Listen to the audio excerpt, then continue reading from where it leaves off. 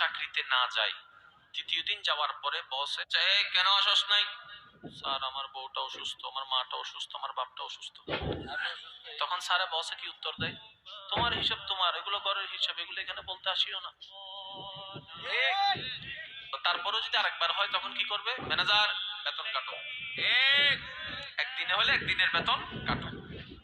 আর যদি বারবার হয়, বাস এতটুকুর মধ্যে কি কারো কোনো দ্বিমত আছে? এখন বলেন তো, নামাজ কার হুকুম?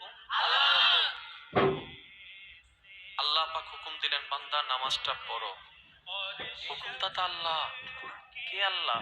যিনি আমাদেরকে রিজিক দিচ্ছেন, যিনি হচ্ছেন আপনার হাজার অপরাধ গোপনকারী। আপনি হাজার অপরাধ করা সত্ত্বেও যিনি আপনাকে এখনো পর্যন্ত পরিবার, সমাজে, সবার কাছে এখনো সম্মানী ভাবে রেখেছেন। কোন আল্লাহ? যখন আপনি ঘুমায় যান রাতে, কেউ আপনাকে দেখে না, তখনও একজনের রহমতের দৃষ্টি